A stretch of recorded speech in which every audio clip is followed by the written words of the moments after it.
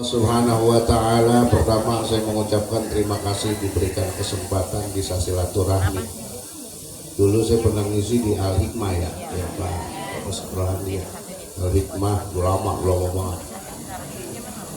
Ini sekarang saya lihat udah ada apartemen apa ada gitu. Itu apartemen ya?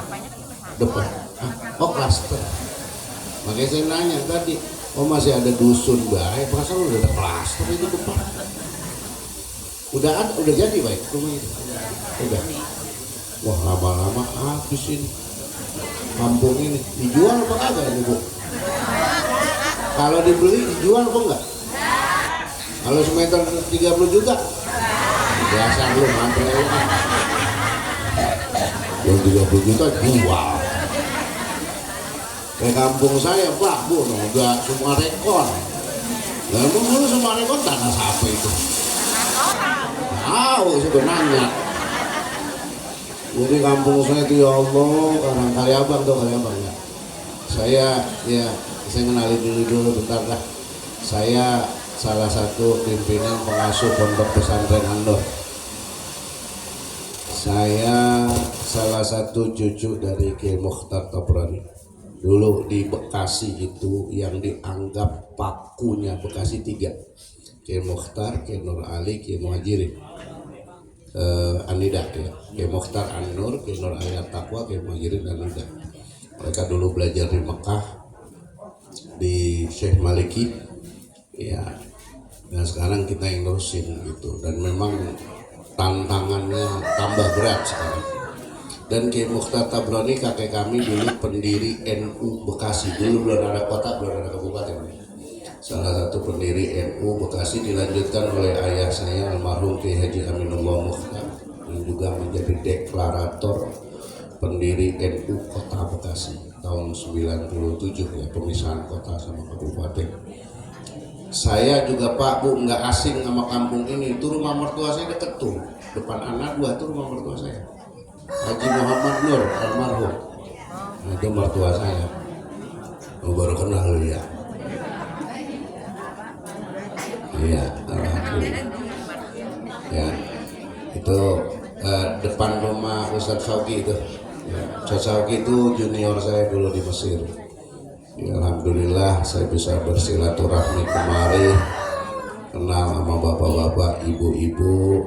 Walaupun saya kadang-kadang kalau di pengajian ibu-ibu suka protes, ngapa sih Bu, nenek-nenek mulu. Nah,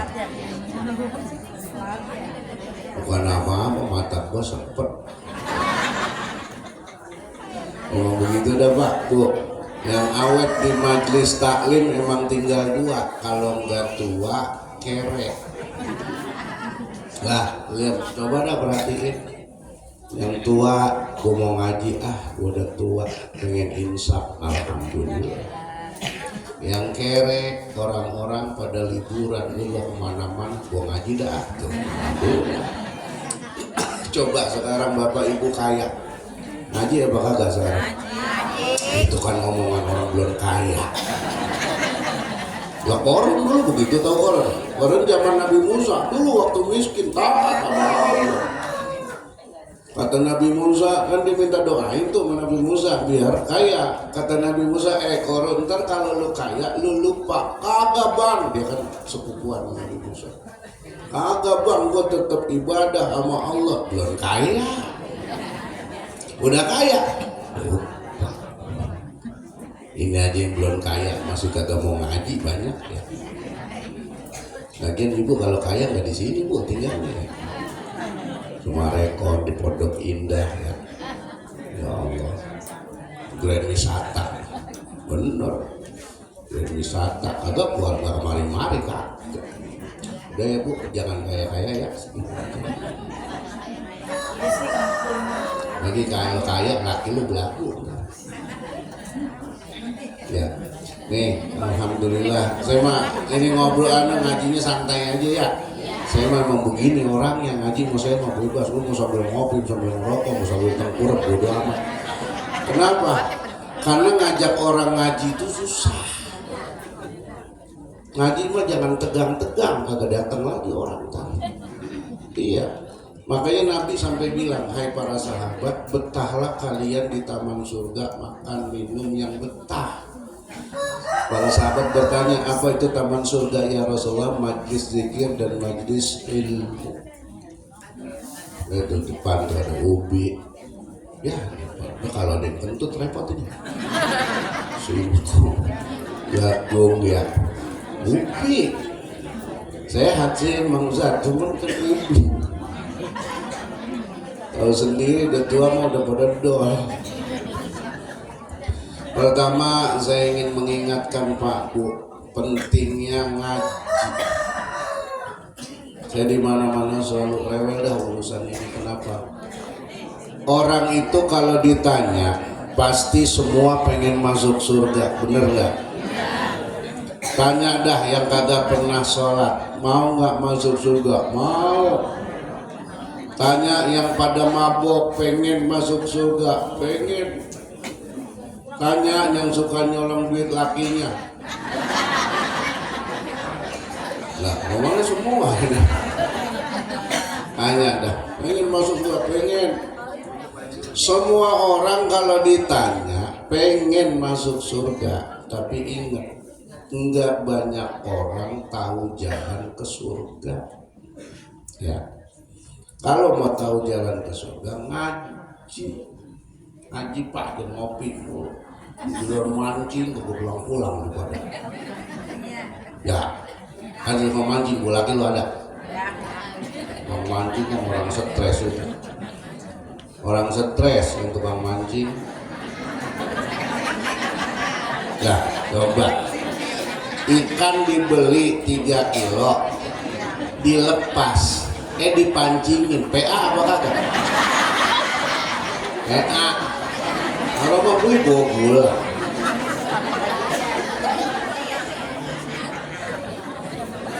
Lupa makan, lupa bayar, kagak pulang-pulang. Ya Allah, kagak ada sejarahnya Pak. Orang mancing kaya, nggak ada.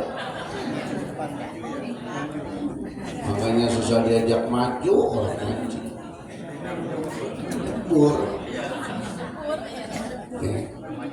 Kalau kita pengen tahu jalan ke surga, ngaji. Ya Allah, ngaji itu memang berat. Ngajak orang ngaji Pak Bu, berat. Kalau ibu-ibu masih gampang saya lihat. Utangin gue seragam banyak.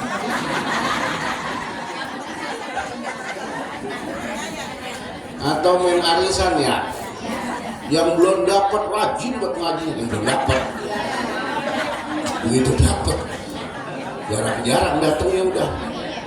Tuh, kenapa? Setan tahu Pak Bu, setan paham ngaji ini pahalanya gede, manfaatnya banyak. Nabi bilang duduknya kita di majlis ilmu sebentar aja itu udah lebih hebat dari pahala ibadah setahun Pak ini. Setahun kita duduk sejam aja ngaji. Setahun itu kita dapat pahala ibadah setahun. Tapi jangan salah paham. Ntar lu pulang laki lu nanya, lu kok sembahyang-bayang gak boleh? Lah aku udah dapat pahala setahun Bang. Lah ngapain gue sembahyang? Begitu, jangan, bukan gitu, itu bonus. Apalagi kata Rasul, kalau kita datang ke majelis ilmu Pak Bu, dulu kan belum ada motor ya, belum ada sepeda, belum ada mobil. Kata Nabi, setiap langkah kaki kanan dihitung 1 pahala setiap langkah. Setiap langkah kaki kiri dihapus 1 dosa. Bahkan sebelum kaki kita melangkah, dosa kita udah dihapus. Apalagi banyak para ulama bilang, an-nazaru ila wajhil alim ibadah. Mandang wajah guru ibadah. Enggak, kalau ada guru lu pelototin kok. Dipelototin. Kata para ulama, ngucap salam ketemu guru itu pahalanya udah lebih hebat dari 1000 rakaat salat sunnah. Baru ngucap salam, apalagi nyelipin amplop. Jangan mas sayang, guru-guru sini aja. Ini kadang-kadang guru ketemu guru habis tangan guru pada sekre diputer tumpangan mana ilerat mana imusan. Iya pada begitu ya. Dari doanya guru orang dulu nih Pak Bu di kampung saya kalau di sini Pak itu kalau misalnya ini saking hormatnya sama guru ya, itu kalau habis panen misalnya ngomong sama bininya ini 3 karung jangan lu kemana-mana ini buat ustaz buat kiai dulu. Kalau zaman sekarang kagak dulu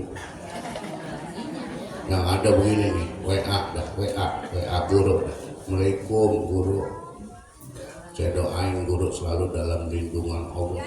Pertama doanya ujungnya maaf guru duit ada yang gak kepake duit gak kepake guru mikirin guru. Sekarang jamaah usil buat Pak Bu guru pakai mobil jelek dikacain guru mobilnya jelek tapi gak punya duit apa gitu. Guru mobilnya cakep dijulitin guru dunia baik diurusin bantuin kagak.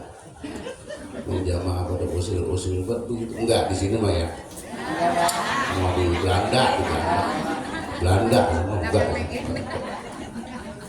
nih. Maka betapa pentingnya kita nuntut ilmu Pak Bu. Kan kita disuruh doa tuh sama Allah, pasti doa kita apal doa sapu jagat tahu ya. Rabbana atina fid dunya hasanah wa fil akhirati hasanah wa qina adzabannar. Sering kita doa, cuman kita mungkin belum paham maknanya.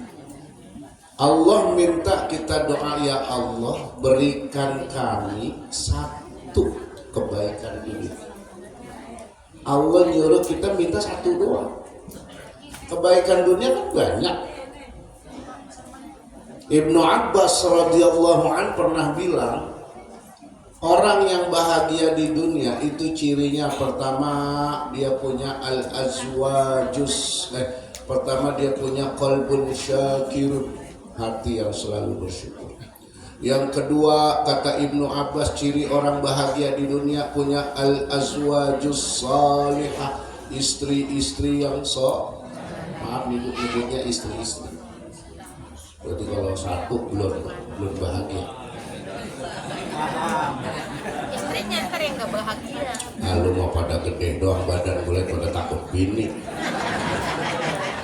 Memang badan gede tinggi kumis baplang cambang panjang bini dehem berangkat najis gini. Malu-maluin rombongan lu. Mau bini zaman sekarang ya Pak pada songong, lakinya pada takut. Lu kapan senangnya Pak? Kecil diomelin emak, tua diomelin bini, lu kapan senangnya? Kerja tiap hari, berangkat pagi, pulang gelap. Dari tanggal 1 sampai tanggal 31. Begitu gajian diambil bini. Ya. Kasihan dulu. Tahu sendiri Pak bini sama tuyul beda-beda tipis kalau urusan duit. Lah ditanya dah. Gak usah susah-susah minta duit gak goceng sama bini. Wah kalau nanyanya udah kayak KPK. Nah, duit mah goceng. Gua tahu bang, ngopi. Mana sono sama si anu. Kemarin udah habis begitu. Gak goceng. Wah gua ya Allah. Makanya paling enak tuh Pak jadi ustaz. Ya Bu, Pak, ustaz mah kagak punya slip gaji. Tanya lu dari mana Pak? Dari Warek. Ngapain ngaji? Dikasih apa? Tuh amplop buat lu semua. Padahal di mobil kita udah belah. Lah Bapak coba kurang 10.000 aja ketahuan ada slip gajinya. Makanya ya Allah, bisa belum tidur ya Pak, malam. Ntar pagi udah mau itu. Ya begitu deh kalau cowok panggilan ya, bisa mau.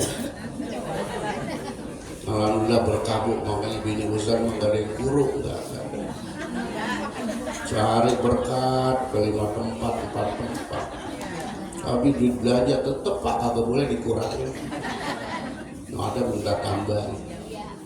Yang ketiga kata Ibnu Abbas, al-auladul abrar.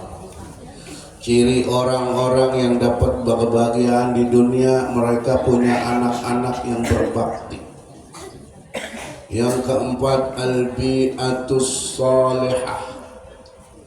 Orang bahagia itu kalau punya lingkungan, hidup di lingkungan yang baik. Ini kan lingkungan kita masih baik nih ya. Banyak masjid, banyak musola, banyak ustadz, ustazah ya. Pada demen ngaji, pada demen ke masjid, pada demen maulidan, pada demen tahlilan ya. Makanya Pak Bu tolong nih, kalau orang baru pada bener, baru pada ke masjid, baru pada ke pengajian, Bu mulut dan usir mulut.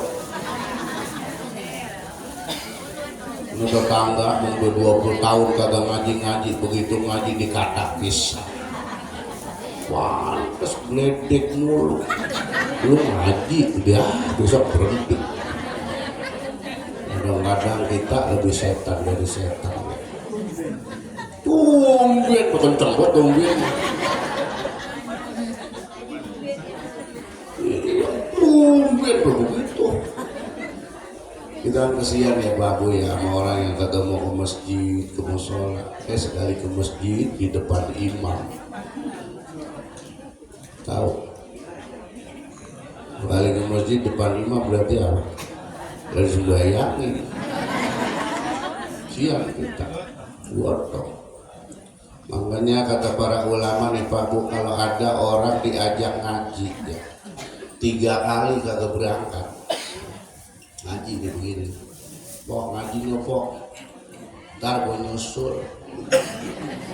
Jangan ditungguin, yang begitu maka bukan nyusul. Itu masih mending Pak Bu, ada yang jawabnya ngeselin banget, lu ngaji aja lu, kuburan kita masing-masing, gak sampai angkat ditumpuk. Ada yang begini, lu ngaji aja belum tentu bener, nah balikin. Nah itu lu tahu ngaji belum tentu bener, apalagi kagak, gitu kan? Ngeselin banget, emang ngajak orang ngaji itu. Makanya kata para ulama, kalau ada orang 3 kali tuh diajak ngaji, nggak berangkat juga. Apa kata para ulama? Fakabbirhu arba'an, takbirin 4 kali. Bayang yang 4 kali takbir, bayang apa? Berarti hatinya udah mati. Ya, ini orang ini kita ini kan banyak yang ngaji, banyak yang kagak. Nah, sedusun ini masuk segini. Banyak yang kagak. Kadang-kadang kita dengar, udah Ustaz, udah perwakilan masjid anu, udah perwakilan musola anu. Emang mau lu masuk surga diwakilin nanti? Kadang-kadang sewot melihat orang itu susah mau ngajak orang ngaji. Apalagi ya kalau udah gerimis hujan, udah rapi nih, gue kain mau keser, ya hujan. Berangkat apa tuh? Agak. Coba diajakin nyalok, gerimis. Ya, apa kata? Ntar gue berhenti tuh. Jadi kita harus bersyukur punya lingkungan yang saleh. Apalagi tadi udah berapa 4 ya? Al-malul halal. Kita punya rezeki yang halal. Ini orang bahagia di dunia, punya rezeki, punya usaha halal. Yang subhat, yang abu-abu, jangan Pak Bu, jangan. Ibu kalau di pasar ya, ini saya kadang-kadang suka perhatiin emak-emak. Kalau belanja minta tambahin dulu. Kok kalau orangnya redo enggak ngapa-ngapa. Ini kan kadang-kadang orangnya ngasih barin merengut.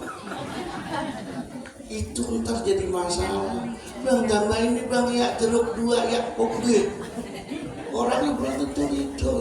Jangan gara-gara itu kagak jadi masuk surga. Iya. Ya Allah, hati-hati. Makanya Allah sampai membuat surah khusus bagi orang-orang yang curang dalam jual beli. Surah apa? Al-Mutaffifin.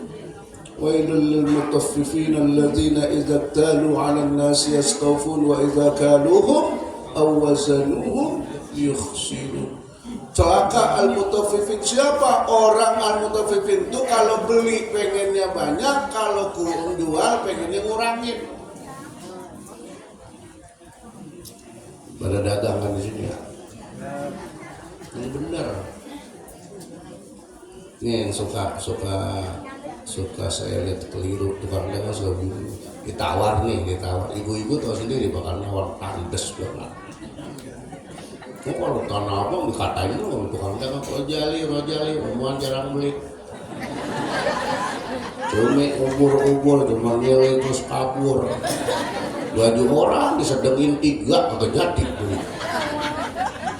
Nah, orang baju cepet ditawar 15.000. Ini siapa sih itu kita? Siapa tuh tukang dagang? Kadang-kadang tukang dagang begini nih, ditawar sama kita. Maaf bu, itu modalnya aja kagak dapat, padahal mendapat, berarti bohong. Makanya Nabi bilang tempat terbaik di bumi adalah masjid, tempat terburuk pasar. Karena kata Nabi di pasar itu banyak orang bohong, banyak orang ngomong ngalor ngidul, nggak ada manfaatnya, omong kosong. Dengerin deh bu, kalau bapak-bapak lagi kumpul di pasar, kali gitu ada yang ngomongin fikih gitu enggak. Yang diomongin duit, objekan, janda, tuh tandain. Nah, dengerin dah. Kagak lain. Enggak lain. Kalau ibu-ibu Pak, yang paling sering diomongin sama kita, lakinya. Lah udah kalau lagi kumpul di pasar beli sayuran bertiga dah. Ngomongin dah. Mulainya orang lain memang. Habis itu kita ada laki-laki diomongin. Apa kata temennya bini kita? Ibu mah enak, lakinya masih gagah. Kata bini begini, ya kelihatannya doang gagah. Lah orang jadi nanya, emang apa bu? Assalamualaikum doang udah. Coba, itu kan buka aib laki. Besok itu temennya ketemu kita ke papa kan di jalan badan sikut-sikutan. Iya ya, kelihatannya doang gagah. Begitu ini itu. Bertambah Pak, ini begitu Pak.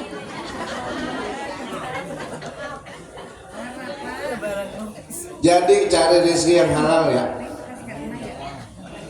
Biar sedikit halal berkah. Buat apa banyak haram?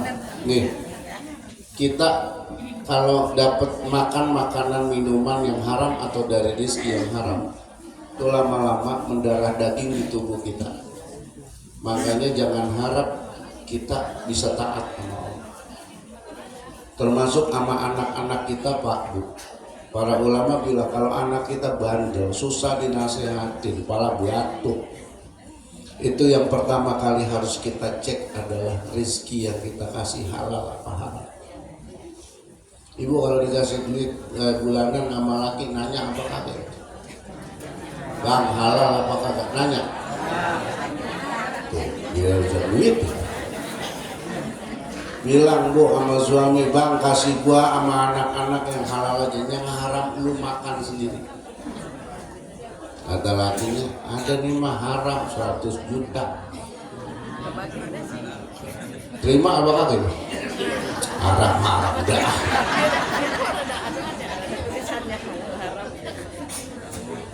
Kemudian at-tafaqquh fiddin, yang kedua. Orang bahagia di dunia itu dia paham agama. Tuh. Bukan yang punya titel tinggi, bukan yang pinter ilmu lain, ilmu agama. Dan yang ketujuh, al-barakatu fil umri, berkah umurnya. Tahu berkah? Al barakah hiya ziyadatul khair. Berkah itu adalah bertambahnya kebaikan dalam hidup kita. Kita jadi orang kaya, bisa ngebantu yang miskin, berkah. Kita punya ilmu, kita ajarin, berkah. Kita punya jabatan, kita mudahkan untuk kemaslahatan umat, berkah. Berkah itu nggak mesti banyak, berkah bertambahnya kebaikan. Nah, tadi balik lagi, Allah nyuruh kita minta satu kebaikan doang. Makanya bahasa Allah, Rabbana atina fid dunya hasanah. Bukan Rabbana atina fid dunya hasanah, satu. Nah, maka para ulama mengatakan, kalau kebaikan akhirat yang kita disuruh minta jelas, ampunan Allah, surga, terhindar dari neraka jelas. Tapi apa yang Allah suruh kita minta satu kebaikan dunia, maka para ulama semua sepakat mengatakan sesuai dengan hadis Rasul, man yuridillahu bihi khairan yufaqihu fiddin. Orang yang Allah inginkan memperoleh kebaikan, maka dia akan dipahamkan dalam ilmu agama. Maka kebaikan dunia yang Allah nyuruh kita minta adalah paham agama dengan baik dan benar. Karena dengan begitu kita selamat dunia dan akhirat. Makanya Pak Bu, saya mau wanti-wanti sekarang, anak mah udah masukin pesantren, udah gak ada cara lagi. Saya ngerasain ngurus santri sekarang beda sama zaman dulu. Dulu nih orang tua kalau nitipin anaknya ke pondok, ya saya titip anak saya pondok, silahkan ajarin sesuai dengan cara kiai. Liburan pulang ke rumah ngadu sama bapak emaknya, Pak saya ditabok sama kiai. Apa kata bapaknya? Sini lu gua tambahin, buatin lu belajar. Dulu anak, Pak saya ditabok sama kiai. Mana kiai ini? Wah, namanya begitu, udah Pak didik aja sendiri. Udah gitu sekarang bocah masuk pesantren sisa, tahu sisa. Kata bapaknya begini, Neng, nilai lu jelek banget ini, gak bisa masuk negeri daripada gak sekolah pesantren ya. Udah sisa bader, awas lu bader ke pesantren ini. Ya, udah kita disuruh didik yang begitu, mana bayaran enggak. Nengokin bawa mobil bagus, HP-nya bagus, tentengannya banyak, bayaran enggak. Ya ibu katanya kudu ikhlas. Buat anak lu itu makan, nyuci, segala macem. Iya, pada begitu giliran les bahasa Inggris 3 juta lunas. Les musik 2 juta lunas. Itu contohnya Pak, di kampung ada TPA sih, TPA, ada TPA. TPA yang sebulan berapa sebulan? Berapa? 30.000. 30.000 kok mau bayar? Pak Bu, ustadznya kok tahu anak kita yang bayarannya rapi, kadang-kadang dilebihin tuh buat ustadz-ustadz. Ya dipanggil duluan ngaji, ngaji.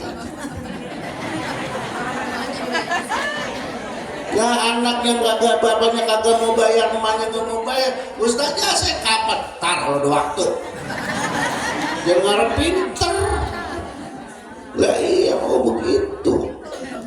Saya kadang-kadang bingung kita kalau mau urusan agama, urusan akhirat berat bermuarin. Nah sampai panitia maulid pura-pura tidur. Ngomong sama cucunya dah, bilangin nenek lagi tidur. Kata panitia maulid, nenek ada. Kata nenek lagi tidur. Nenek bocah. Lalu itu ya. Ya Allah, ada yang ngomong ngaji duit mulu. Kok nih ibu-ibu yang suka begitu. Saya majelis taklim, saya kebanyakan ibu-ibu. Apa berantem? Pernah ada 2 orang berhenti ngaji gara-gara yang satu nggak diajak ke Tanah Abang beli seragam maus. Yang sebab itu ngaji begitu. Ada di sini.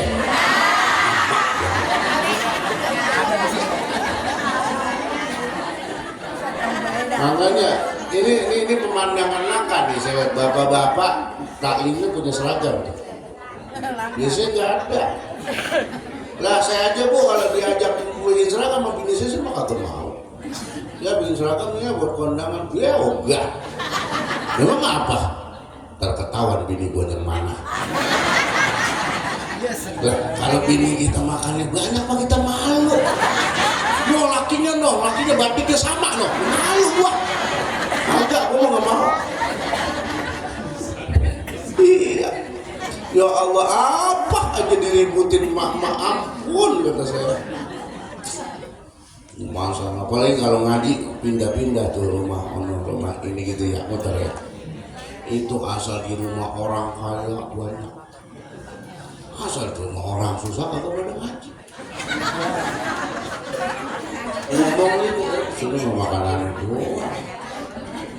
Makanannya begitu doang. Belum orang kaya gua ngaji malam habis isya johor dan nanyain johor. Ntar malam ngaji atuh mau ibu datang datang.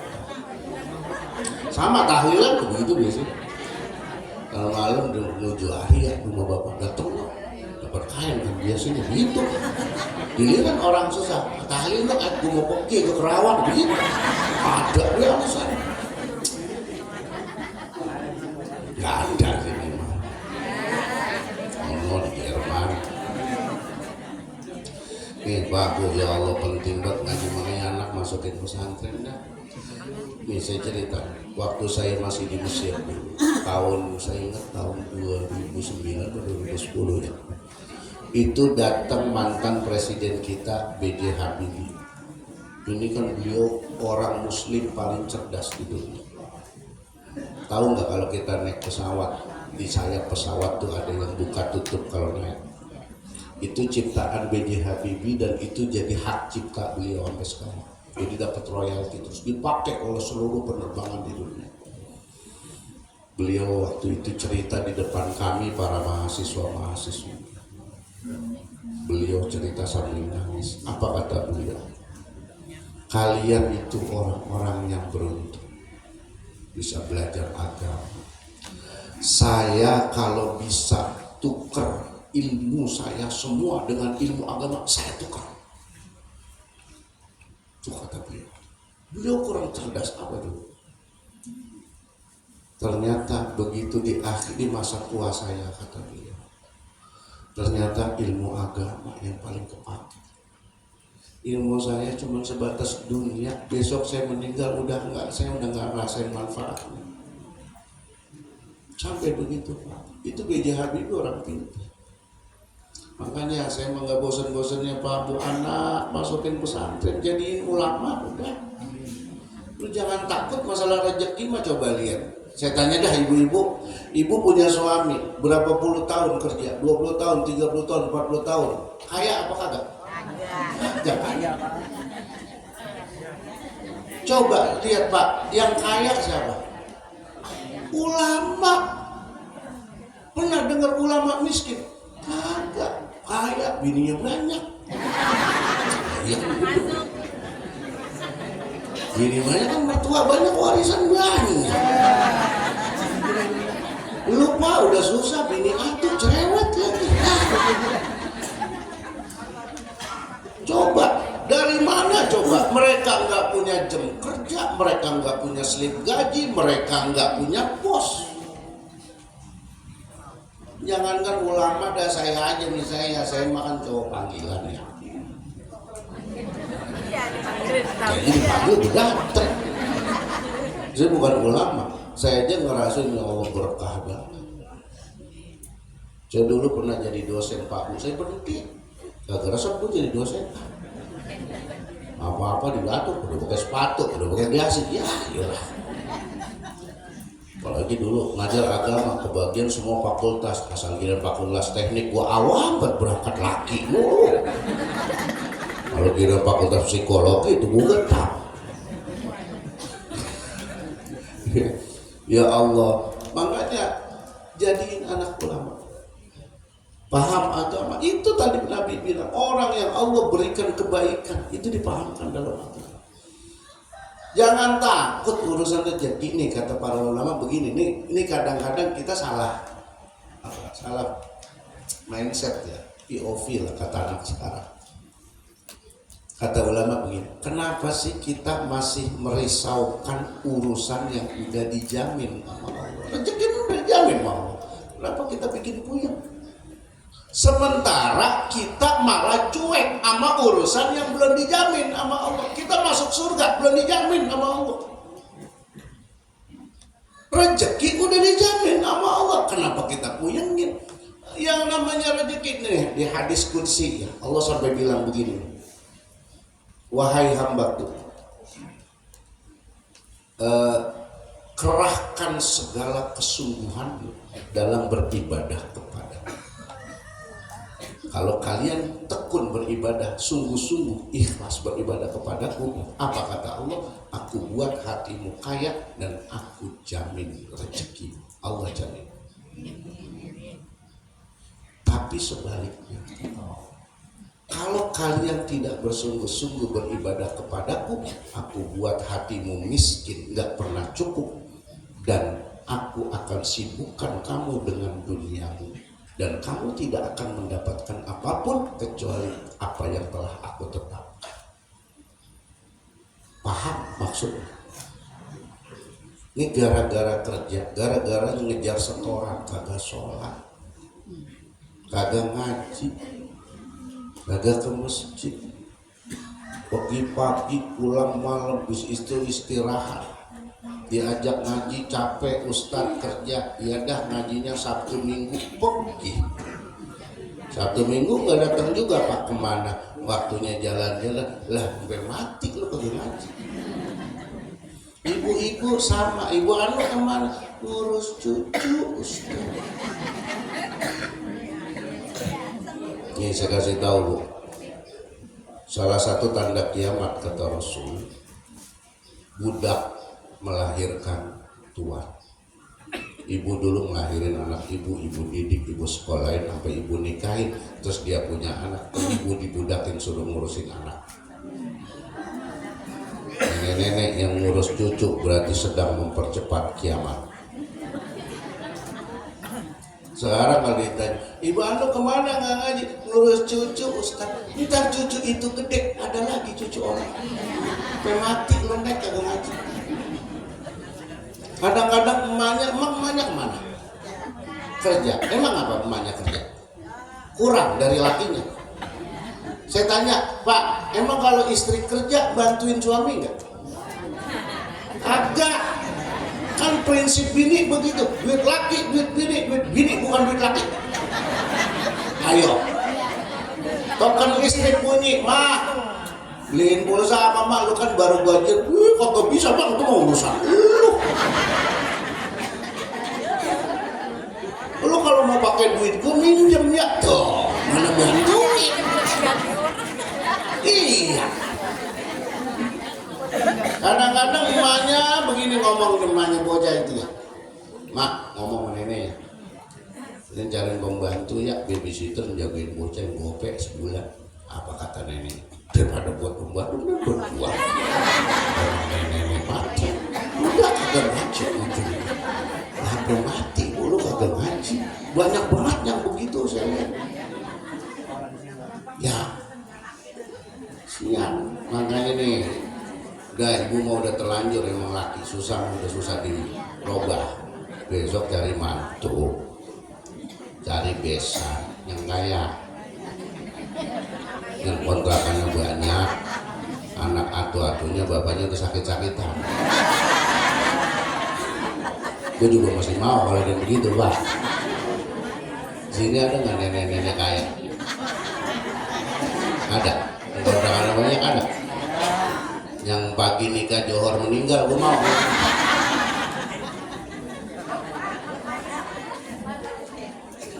Nih, Ini pentingnya baru ngaji, paham agama penting nih. Imam Syafi'i bilang kita sebagai orang muslim wajib belajar agama minimal 3 ilmu. Tauhid, fikih, akhlak. Tauhid berkaitan dengan iman, fikih berkaitan dengan Islam, aturan ibadah, akhlak atau tasawuf berkaitan dengan ihsan. Ini minimal 3. Ya. Ini saya lihat, maaf, saya kadang-kadang di beberapa taklim bapak-bapak kayak ibu-ibu, cara sembahyang aja belum pada benar saya lihat. Lalu udah pada tua Pak Bu. Saya ada taklim, tahu Pasar Baru Bekasi nggak? Nah itu kan pasar tengah-tengah pasar ada masjid gede tuh, Al-Fatah. Saya bulannya ngajar fikih di situ.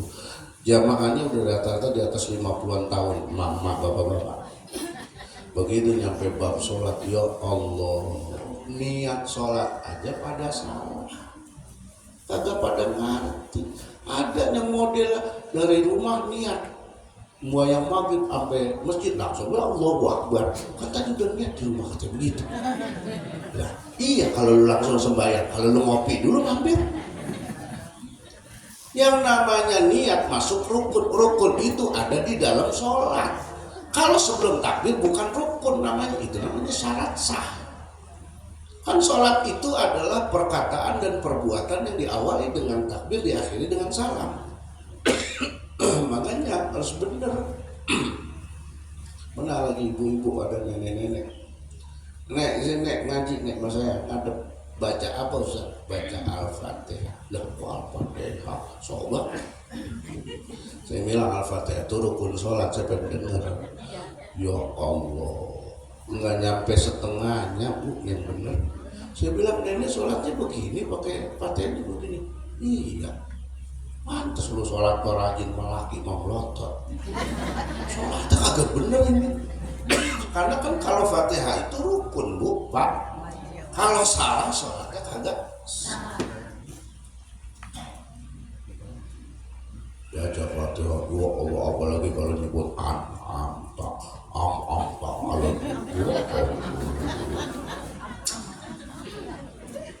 ibu-ibu, beberapa kesalahan yang sering saya lihat dalam sholat ibu-ibu. Bu, kalau sujud telapak tangan, nih rukun sujud Pak ya, telapak tangan, dahi, dengkul, ujung kaki, jari kaki itu harus ada di atas sejadah. Nih ibu-ibu sering begini di sujud, ini mau kena. Ibu sujud, ini tangan di atas mau kena, kagak sah sujudnya. Berarti sholatnya kagak sah. Harus di atas sejadah. Sama Pak, kita kalau pakai sorban saya panjang gini, kita sujud nih, tangan saya begini di atas sorban, nggak sah. Harus di atas sejadah, harus di atas tempat sholat. Kecuali sorbannya saya taruh bawah, nggak saya pakai. Ayo, masih pada begitu? Ada. Iya, itu kan perkara yang kelihatan sepele tapi krusial. Makanya Nabi bilang ibadah yang kita lakukan tanpa ilmu mardudun la tuqbal, ditolak, nggak diterima. Makanya ngaji itu penting. Kenapa? Kalau kagak ngerti ilmunya kagak sah, nggak sah. Ada yang sholat duluin imam mulu. Kata Nabi, orang yang sholat duluin imam nanti di akhirat palanya pala keledai. Oleh mama kalau terawih sujud terakhir imam lama, dia ngangkat pala duluan Pak. Yang lain depan belum bangun, jadi turun lagi. Apa tahu? Orang mana tahu? Mama tuh kalau lagi tahu Pak, di sono 5, di sono 3, di sono 4, kagak rapet barisannya ya. Gak terawih main geng-gengan. Orang di sono bestinya, di sono temennya. Iya, biar ngobrol. Apalagi gue gedek banget mas, sejadahnya udah nyampe, orangnya masih di rumah. Agak boleh itu. Lu kalau sampai belakangan di belakang. Wah ini jangan di tempat juga nanya tuh, udah ada. Nah, memang kan kalau buka puasa begitu Bu ya. Orang kita kan kalau urusan makan emang repot dah. Lapar emosi, kenyang bego. Selalu kenyang ada selonjoran, habis buka. Mata udah ngeliat. Mak, kata anak, kawinnya mak. Nah dulu mak masih ngadep. Dia ada bomba duluan. Ada, masih ada yang begitu. Oh, kalau sholat, kalau bapak-bapak masalah enggak rapi, rapetin yang duluan di depan. Dan kata Nabi nih, kalau mau tahu, orang yang sholat di saf pertama doang sama imam, itu dapat bonus kata Nabi. Mereka akan didoakan dan dimintakan ampun oleh para malaikat. Yang kedua kesono kagak. Ini anak-anak dorang-dorang lu aja maju sudah, udah berebut so pertama. Apalagi bulan Jumat bapak-bapak berdatang belakangan, barisannya belakangan dekat sendal dan buru-buru pulang. Ya. Kalau nggak ada ilmunya tuh begitu tuh. Ya Allah, saya kadang-kadang kesian. Ayo ya belajar sini ngaji ada apa kagak saya? Enggak ya ada gurunya ada. Ngaji apa aja sih? Fikih ada, tauhid, tafsir ada. Terus saran saya jangan tinggi-tinggi. Nenek rakyatnya wajarin tafsir jangan. Mendingan begitu dalamnya yang sehari-hari sama tauhid. Apalagi tauhid sekarang mah.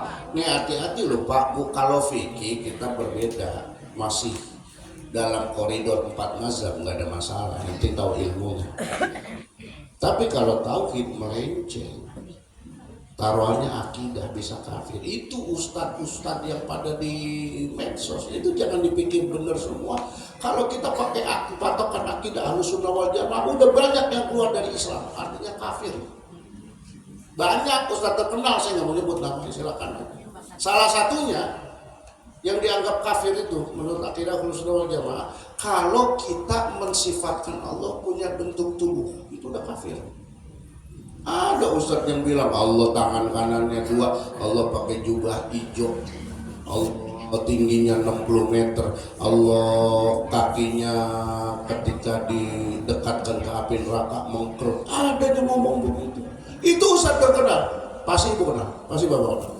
Cari sendiri. Itu secara akidah Ahlussunnah wal Jamaah sudah keluar dari Islam. Makanya yang benar. Hati-hati ya Allah. Kita ngikutin, kita demen sama dia.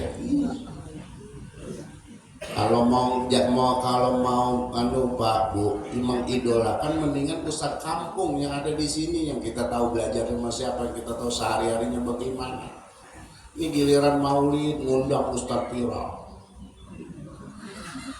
pakai tarif, ya, boleh tarif 15 juta jadi.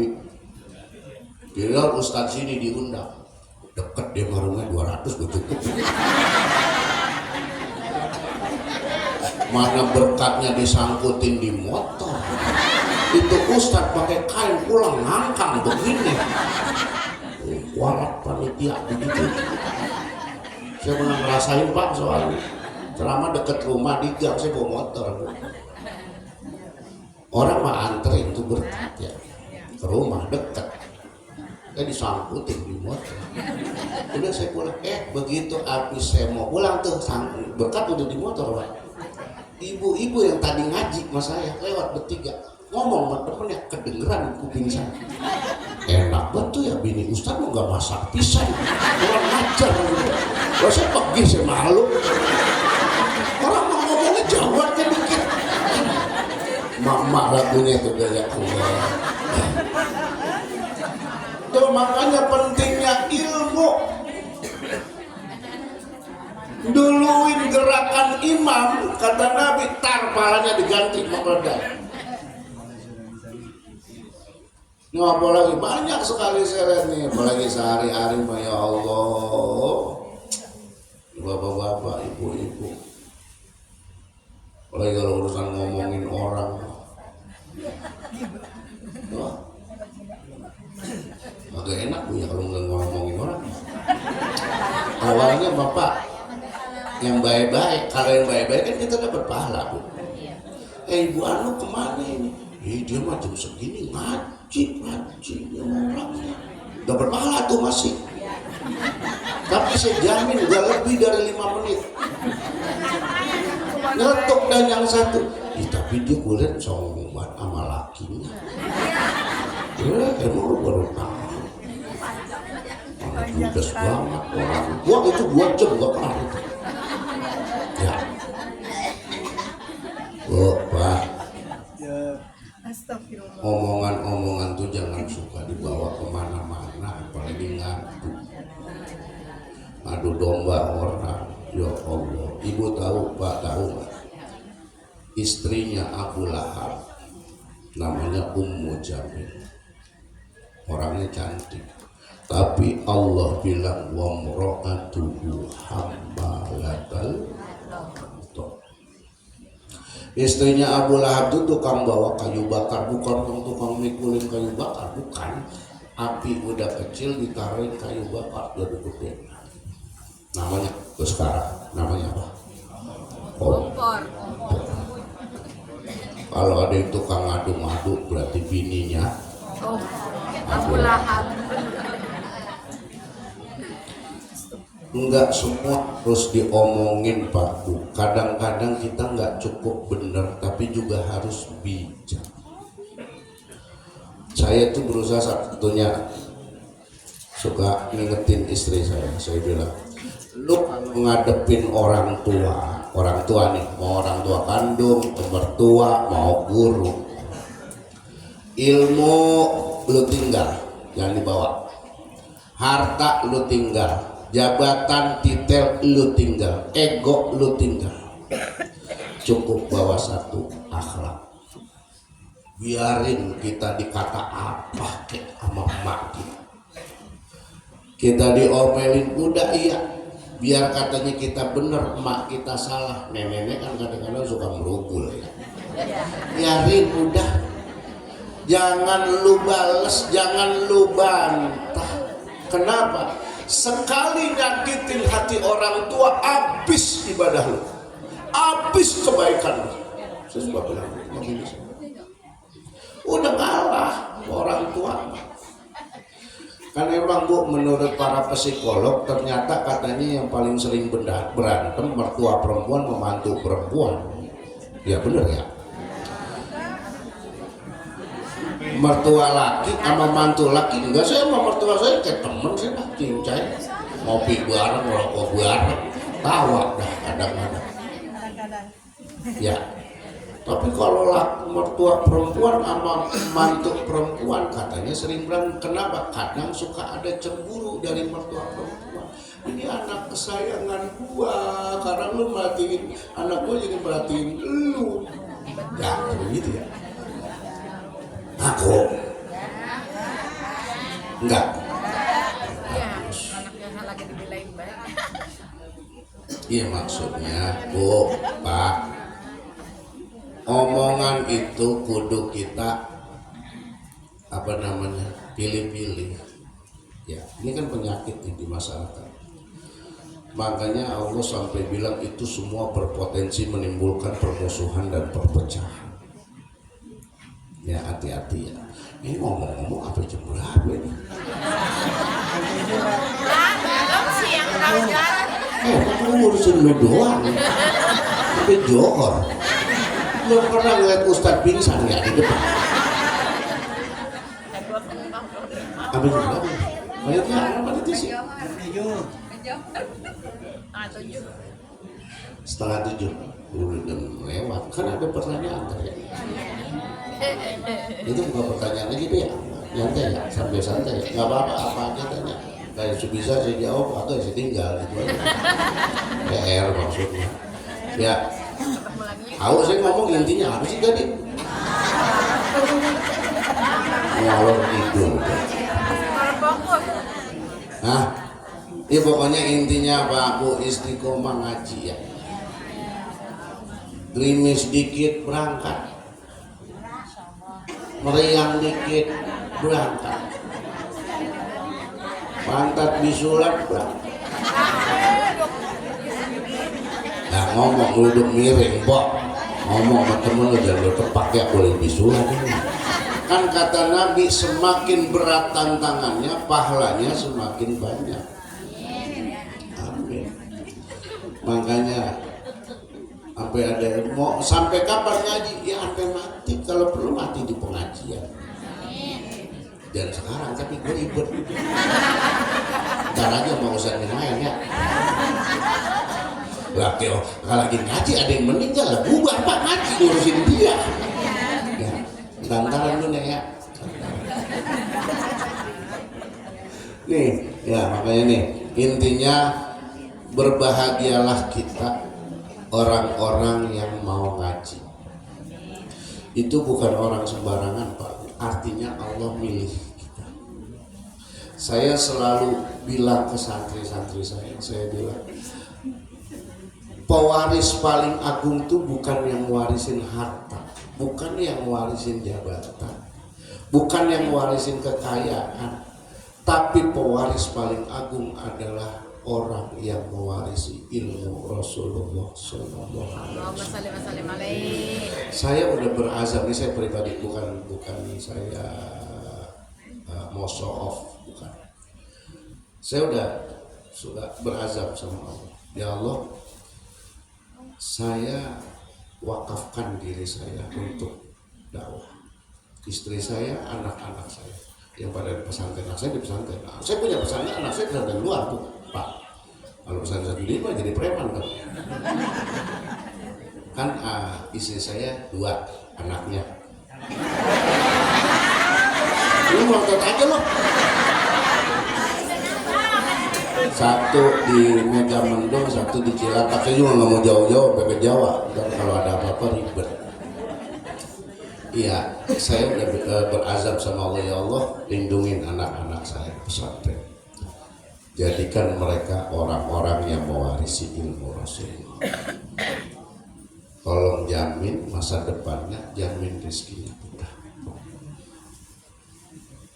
Yang penting mereka ngerti agama. Entah dia mau udah gede mau kuliah kedokteran silakan, mau kuliah politik silakan, tapi udah punya benteng.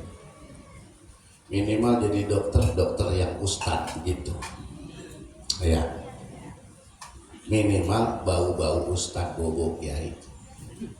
Yang kagak bener kan kiai bau. Ya tuh makanya Pak Bu ini apa namanya, saya terhadus bini Pak ya. Makanya udah jadi anak cucu kita udah awal langkah pertama masukin pesantren. Orang nih yang brengsek ini kan HP. Bocah lihat kalau udah megang HP. Pertama dipanggil budek. Yang kedua cengar-cengir sendiri kayak bocah PA. Yang ketiga disuruh sholat males, disuruh bantuin emaknya males, disuruh ke warung lagi mabar. Wah. Pan main sewoknya itu. Ya, makanya kan di pesantren kan minimal ya nggak megang HP sebulan sekali ditengokin. Itu kalau ditengokin dipesen HP, yakin dah. Jangan lupa ya bawa HP, cas, isiin kuota. Yakin dah sebulan sekali. Sama kita mah kangen-kangen 5 menit doang, habis itu cuekin gitu. Tuh, ya kita juga kan nggak mau anak kita ketinggalan. Teknologi juga nggak bagus juga ya. Tuh makanya Bu kalau anak Pak udah di pesantren udah selain sama Allah, insya Allah jamin rezeki ya. Makanya mudah-mudahan kita bisa istiqomah untuk ilmu ya, belajar yang benar, belajar agama, ngaji biar tahu akhlak, biar tahu moral ya, macem-macem. Karena apa? Kita tuh sebenarnya kalau dalam kehidupan sehari-hari aja kadang-kadang banyak yang keliru. Contoh nih, Rasulullah itu kan, ini saya mengutip perkataan dokter Jerman yang mu'alaf namanya Jerry de Grey. Dia bilang gitu, kalau kita semua pakai cara makan, cara minum, cara tidur Rasul, saya berhenti jadi dokter, kata dia. Kenapa? Karena nggak akan ada orang sakit. Rasulullah itu Pak, sepanjang hidup cuma sakit tuh 2 kali, termasuk yang mau meninggal, dan dua-duanya sakit kepala. Kalau kita kan puyeng tiap hari. Mau ngimamin di masjid diomelin bininya baca kuliah salah mulu. Pikir token listrik bunyi puyeng. Anak badut puyeng. Laki genit puyeng. Ya, Rasulullah cuma 2 kali sakit. Kenapa? Itu salah satunya nih Pak Bu, kalau makan minum jangan berdiri. La yashrabanna ahadukum qa'iman. Jangan sekali-kali makan minum berdiri. Kalau kata Nabi, kalau udah terlanjur muntahin makanan. Lah itu kalau kondangan di gedung bagaimana Ustaz? Tuh kan, mana di gedung makannya enak. Itu kan yang kemana boleh ngantri kan, somai ada, bakso ada, paling kambing guling mah kondangan goceng. Kondangan goceng makan malam gua. Ada modelnya ntar nasi mah belakangan tuh. Coba kalau di gedung bagaimana itu ya gitu ya. Lah kursi kagak ada Pak, mau diapain, mau depro. Itu kan sebenarnya cara orang barat itu standing party kan. Jangan minum pakai tangan kiri Pak. Kenapa? Nih jantung kita ada di kiri. Kalau kita minum kiri itu klep jantung terbuka, bisa masuk sih. Kalau minum berdiri itu air putih nggak masuk ke ginjal. Ginjal itu nggak kecuci, masuknya ke kantong kemih jadi kancing batu. Terus kalau lagi minum jangan napas di gelas. Bukan. Ini secara ilmu kimia, napas kita itu kan karbon dioksida ya. Ketemu apa kalau air itu sama CO2 ya? Lu nenek mengerti loh. Apa H2O? H2O. Tuh. Ternyata karbon dioksida ketemu H2O itu akan menjadi asam amino. Asam amino ini adalah zat penghancur besi. Kalau kita sering napas di air lagi minum itu jangankan gigi, besi aja bisa hancur. Ya. Tuh, pokoknya Nabi itu pelajarin dah cara Nabi makan minum. Nabi itu kalau makan 3 jari Pak nih, gini doang, jempol, tunjuk, jari tengah. Pelan makan. Kalau kita kan kalau lagi maulidan ya nasi kebuli itu senampan, 5 jari ditekan diputer. Di tangan kanan megang nasi, tangan kiri megang ayam, takut diambil temennya. Bagaimana mau sehat kita ya? Makanya kita kalau habis makan ngantuk. Ternyata karena kita ngunyahnya kurang halus, sementara lambung kita masuk ke lambung masih kasar, jadi kerjanya lambung tuh berat, ngantuk. Kita bisa bilang kita bakal kenyang bego.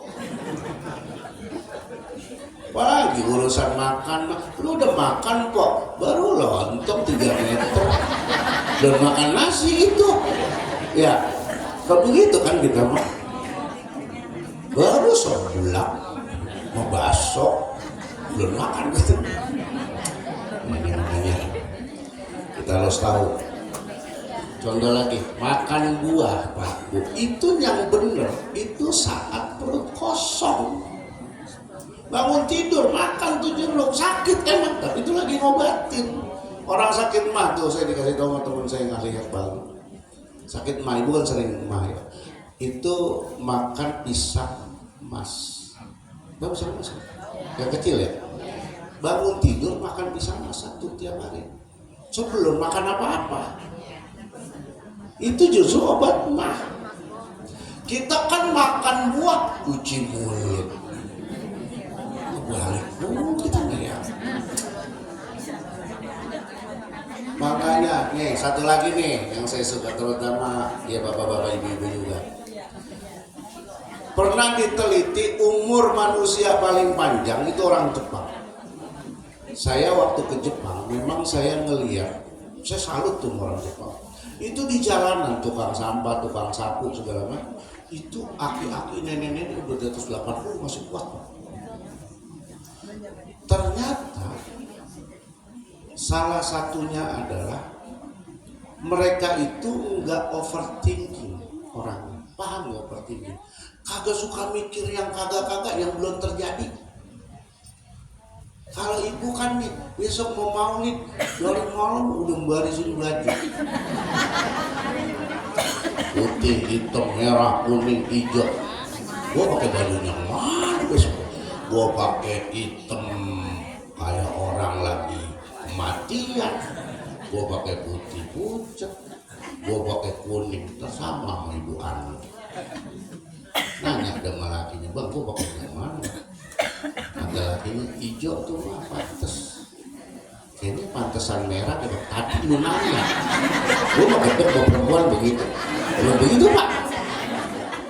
Tapi nanya tapi salah kita jawabnya. Makanya saya suka bilang sama bapak-bapak, lu kalau lagi jalan sama bini lu di mall misalnya, ada perempuan cakep tuh lewat, bini lu nanya, mendingan lu pingsan. Lah emang apa Ustaz? Lu jawab apa aja salah. Lewatnya perempuan seksi cantik di banyak.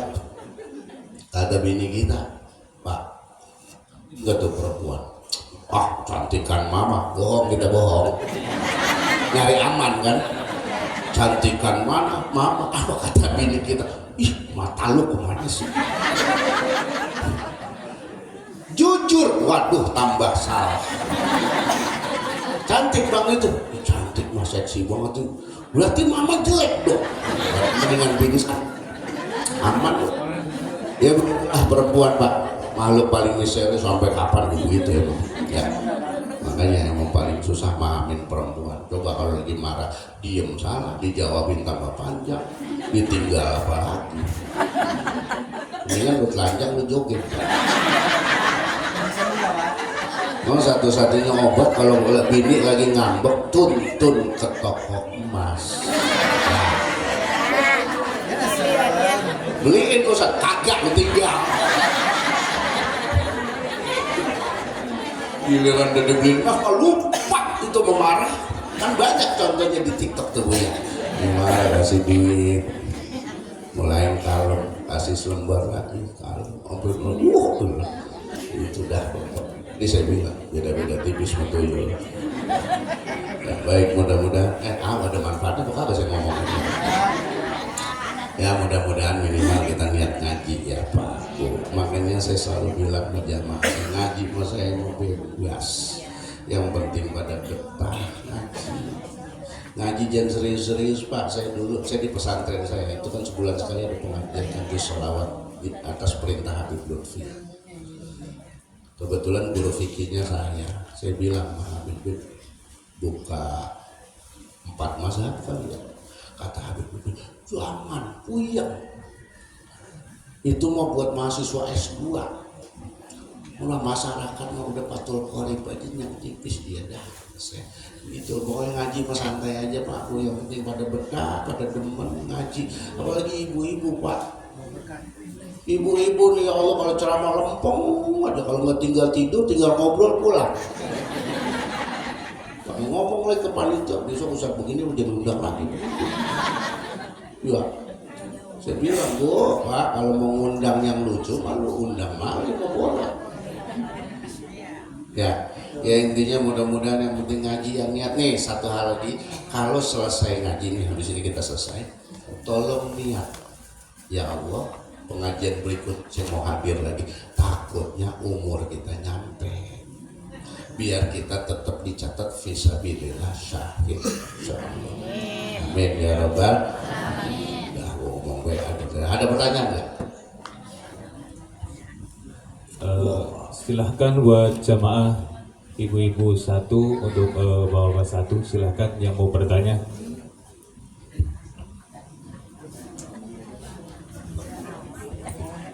Yang bertanya Ibu Haji nih Pak Rahmat spesialis.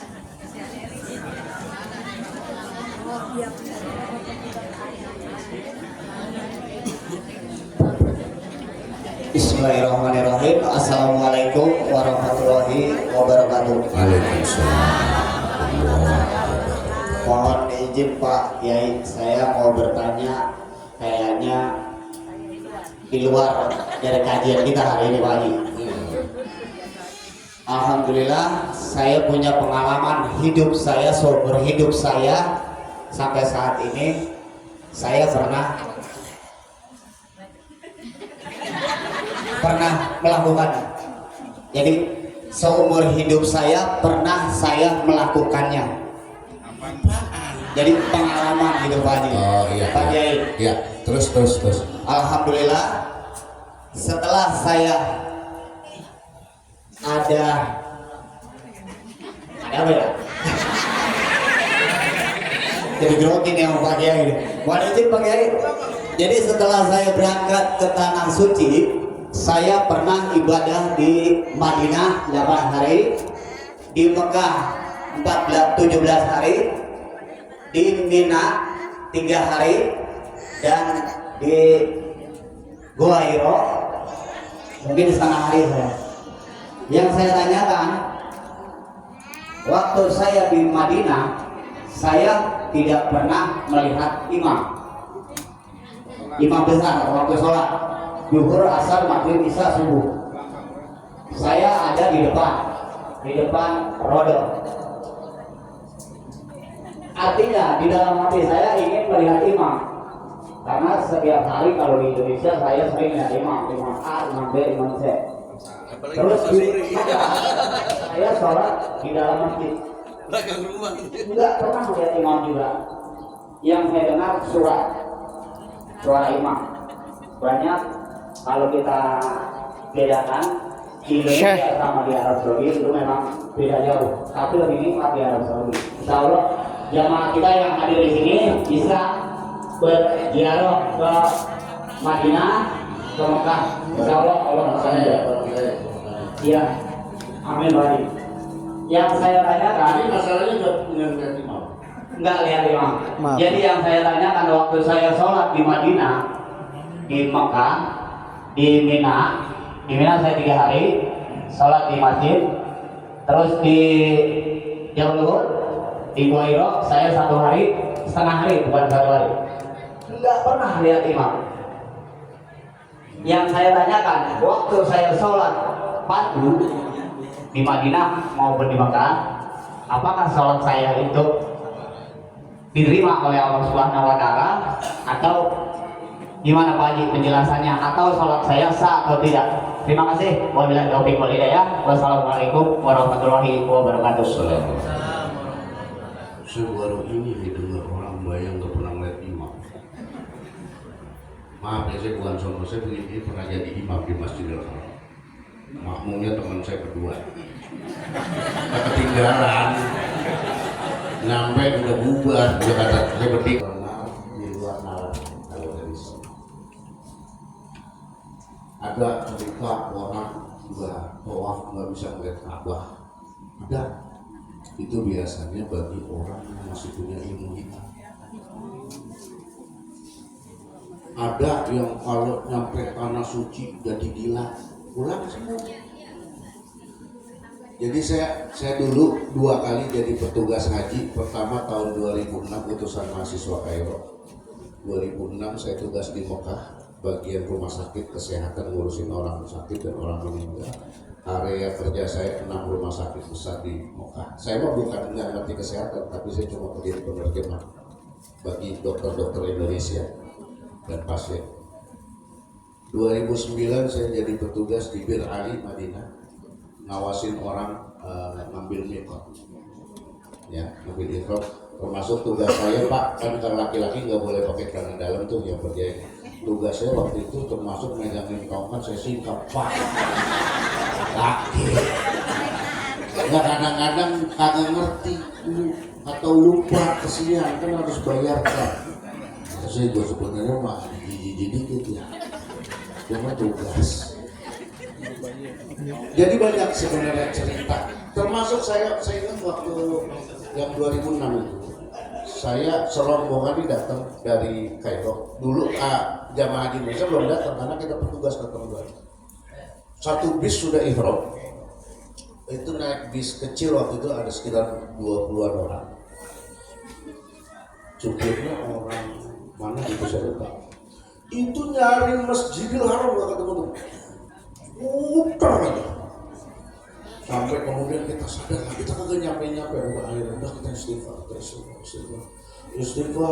baru kelihatan lah di pinggir mata kita gede banget, masih lama gede ya. Dulu pernah kejadian pribadi juga waktu saya masih sekolah dulu umroh, pas mau pulang dari Masjidil Haram juga di hotel dekat masjid. Kata ayah saya, lu mau kemana? Mau bentar di sana. Tahu nggak balik? Nah, ke sana doang. Begitu doang saya. Soalnya doang, saya kagak tahu. Pulang, keder, saya kagak nemu hotel saya. Saya ingat kata ayah saya kalau begitu sholat 2 rakaat di Masjidil Haram. Begitu kita sholat dah depan mata kita. Artinya banyak sekali hal-hal yang macam-macam. Ada jamaah saya kebetulan emang dia punya ternak bebek. Dia cerita, Ustaz, kok di sono kan saya botak katanya. Kepala saya kayak dipatokin bebek dulu. Ya bapak dulu bebek diapain? Saya bilang itu. Itu mungkin ya. Macam-macam dah. Nah ini Bapak pernah melakukan itu sama sekali nggak ngeliat imam. Kalau di Masjid Nabawi imam itu memang ada, depan nggak ada. Di Masjid Haram ada di lingkaran waktu itu dikawal. Saya bahkan pernah mau ngejar sop pertama tuh nggak bisa karena sop pertama itu imam cadangan. Yang pakai jubah-jubah itu imam dikawal. Kalau di Masjidil Haram itu imam itu sebagai pejabat negara yang penting, super penting, harus dikawal. Pokoknya saya selama di Masjidil Haram cuma dapat soft kedua. Itu ada Pak, dari mana gua kelihatan kan bulat dia mah. Kalau Ka'bah ya dari mana aja kelihatan. Nah ini yang Bapak jadi masalah, enggak ngelihat imam. Ya mungkin apa ya? Ini teguran dari Allah mungkin ya, tapi insya Allah udah habis dosanya. Kalau Bapak tanya apakah saya sah? Ini kalau dalam aturan fikih gini, misalnya bukan di Masjidil Haram, di sini misalnya. Bagi jamaah yang sholat di luar masjid, ini kayak sholat id, itu maksimal kata para ulama jaraknya 150 ziro atau sekitar 300 ziro atau sekitar 150 meter dari luar masjid. Yang penting dari luar masjid ini masih melihat Pak, barisan terakhir yang di dalam masjid, nggak perlu melihat imam. Makanya kalau ada yang sholat luar masjid ini harus dibuka jendela atau apa, kalau tertutup rapat dengan alasan AC kurang dingin malah nggak sah yang di luar. Walaupun barisannya nggak nyambung, yang penting dia masih melihat dan dia tahu imam sholat apa. Itu di fikih ada. Gitu. Ya, jadi kalau ditanya sah apa? Enggak, sholat saya sah Pak, insya Allah. Ya, walaupun Bapak enggak melihat imam, mungkin karena di Indonesia sering melihat Imam Isa Arifin kan gitu. Makanya di sana udah gak ngeliat imam lagi. Gitu. Itu Pak, insya Allah sah ya kalau Bapak tanya. Ada lagi? Ibu-ibu? Wah, ini ibu-ibu langsung pada paham ya. Alhamdulillah. Ibu, ada? Kalau tidak ada, cukup ditutup. Boleh ya. Baik, mudah-mudahan apa yang kita pelajari bermanfaat dunia dan akhirat, menjadi wasilah Allah ampuni dosa-dosa kita, menjadi wasilah Allah berikan keberkahan dunia dan akhirat, kebaikan dunia dan akhirat. Dan sekali lagi jangan lupa niatin ya, kita bakalan datang lagi, hadir lagi ke majelis taklim berikutnya insyaallah. Dan mudah-mudahan kita semua Allah ampuni dosa-dosa kita. Kita tidak bubar dari majelis ini kecuali Allah telah ampuni dosa kita. Allah mudahkan urusan kita. Yang pada punya utang pada lunas, yang punya kredit lunas, yang belum bayar paket lunas, segala macam dah. Mudah-mudahan rezekinya pada lancar, berkah. Amin ya rabbal alamin. Al-Fatihah. A'udzu billahi minasyaitonir rajim. Bismillahirrahmanirrahim. Alhamdulillahirabbil alamin. Arrahmanir rahim. Maliki yaumiddin. Iyyaka na'budu wa iyyaka nasta'in. Ihdinas siratal mustaqim. Siratal ladzina an'amta 'alaihim ghairil maghdubi 'alaihim waladdallin. آمين. بسم الله الرحمن الرحيم. اللهم يا موضع كل شكوى ويا سامع كل نجوى ويا كاشف كل بلوى يا عالم كل خفية يا صارف كل بلية يا من أغصت إبراهيم ويا من نجيت موسى ويا من رفعت عيسى ويا من اصطفيت محمدا صلى الله عليه وسلم يا أرحم الراحمين ارحمنا يا غياث المستغيثين أغثنا يا من يملك حوائج السائلين ويعلم ضمائر الصامتين افعل بنا ما أنت أهله ولا تفعل بنا ما نحن أهله فإنك أهل التقوى وأهل المغفرة. اللهم اختم لنا بالإسلام. اللهم اختم لنا بالإيمان. اللهم اختم لنا بالخير. اللهم اختم لنا بالسعادة. اللهم اختم لنا بحسن الخاتمة. يا الله بها يا الله بها يا الله بحسن الخاتمة. يا الله بها يا الله بها يا الله بحسن الخاتمة. يا الله بها يا الله بها يا الله بحسن الخاتمة. وصلى الله على سيدنا محمد وعلى آله وصحبه وسلم والحمد لله رب العالمين. السلام عليكم ورحمة الله وبركاته. Waalaikumsalam warahmatullahi wabarakatuh. Terima kasih. Mudah-mudahan apa yang beliau sampaikan bermanfaat bagi kita semua, dan mudah-mudahan amalan-amalan ibadah kita diterima oleh Allah Subhanahu wa taala. Amin ya rabbal alamin. Kami selaku pembawa acara dari awal hingga akhir, barangkali banyak kekurangan dan kehilangan, kurang lebihnya minta maaf yang sebesar-besarnya. Ihdinas siratal mustaqim. Assalamualaikum warahmatullahi wabarakatuh.